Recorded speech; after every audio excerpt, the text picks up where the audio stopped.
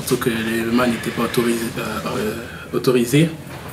Donc là, le Bellator a eu l'autorisation de le faire et j'ai été appelé à combattre. Donc j'étais obligé de représenter Paris. Vous pensez que ça arriverait un jour pour vous de combattre en France, surtout à Bercy ici? Non, je pensais pas déjà. Je pensais même pas combattre en MMA ici. Déjà commencer en MMA parce que j'avais fait du pancras au tout début. Et là, faire du MMA ici à Paris, à Bercy, non, je ne pensais pas déjà. Franchement, je ne pensais pas. Et alors pour une première? Une première, c'est magnifique, c'est superbe. Franchement, c'est une joie de ouf de le faire. Vous avez souffert de l'interdiction du MMA en France pour vous entraîner, devenir ce que vous êtes aujourd'hui? Ça a été difficile, oui, parce que en fait, nous, les Français, je pense qu'on a une image de, comment expliquer, de personnes qui n'est pas compétentes, c'est-à-dire que nous, on a fait du pancras, on n'a pas les frappes au sol, on n'a pas les coups de coude. Donc quand on va à l'étranger, en fait, on est pas mal aimé, mais on est mal vu. Donc en fait, on est, comment expliquer, mais on est toujours les personnes à remplir la carte, à appeler à la dernière minute. Ah oui, on a besoin d'une personne, allez hop, on te met. Et après, c'est aux Français de faire le taf, mais après, bon, quelquefois, il ne perd pas gagnant. Même s'il a fait le combat, on voit tout ce qu'il a gagné, mais à la fin, non, il perd. Tu as gagné au point. C'est ça. Et est-ce qu'il y a quelque chose qui t'a surpris par rapport à ton adversaire? Surpris, pas énormément, mais je sais que je m'attendais beaucoup à son bras arrière par rapport à ses vidéos où j'ai vu qu'il avait un bon bras arrière. J'ai pas eu l'occasion d'envoyer une jambe arrière parce qu'en fait il changeait beaucoup de garde. Ouais, il switchait tout le temps. C'est ça. Donc j'ai pas pu envoyer parce que comme il avait une garde très basse et j'avais perdu contre, donc je suis resté dans mon game plan, c'est-à-dire tourner sur son côté gauche et continuer à avancer. Ça a fonctionné. C'est ça. Magnifique. Merci.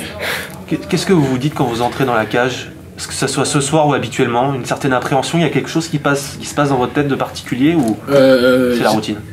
Je dirais pas la routine, c'est une sorte de stress. C'est, comme expliqué, je me retrouve dans un endroit où il n'y a plus personne en fait. Toutes les personnes qui m'ont accompagné, mais plus personne n'est là, je me retrouve tout seul, donc j'essaie de me renfermer dans ma bulle. C'est-à-dire j'ai un petit rituel, regarder le sol, regarder les stores et m'enfermer dans ma petite bulle, me dire que je suis tout seul avec mon adversaire, plus personne ne peut rentrer. C'est à moi d'y aller et faire les tafs. Ça fait combien de temps que vous faites du MMA? Ça va faire 10 ans maintenant. Donc, Rodé. je vais continuer. Ouais. Entre il y a 10 ans et aujourd'hui, quelle évolution pour vous? Il y a une grande évolution parce que je sais qu'au tout début, c'était pas ça. Au tout début, quand je viens du foot, déjà à 12 ans, je faisais du foot. Après, à 13 ans, je suis rentré dans le MMA avec un ami d'enfance. Et lui, il a arrêté, moi j'ai continué. En France, vous avez pu faire du MMA à 13 ans? En fait, on faisait du pancras. C'était du pancras avant. Donc, ça, c'était autorisé. C'est ça. Donc moi, je me dis, au bout d'un an, je vais me retourner au rugby. Mais en fait, non, j'ai continué, j'ai grimpé les échelons. Et jusqu'à combattre, jusqu'à maintenant, au Bellator.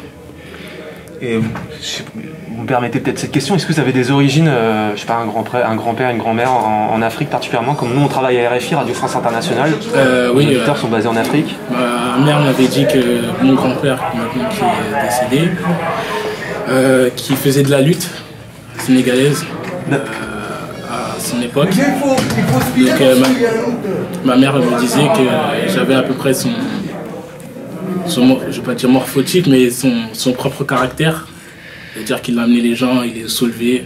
Donc peut-être que c'est grâce à ça que je prends cette habitude de soulever les personnes jusqu'en haut et les jeter. Vous avez des origines sénégalaises du coup? C'est ça.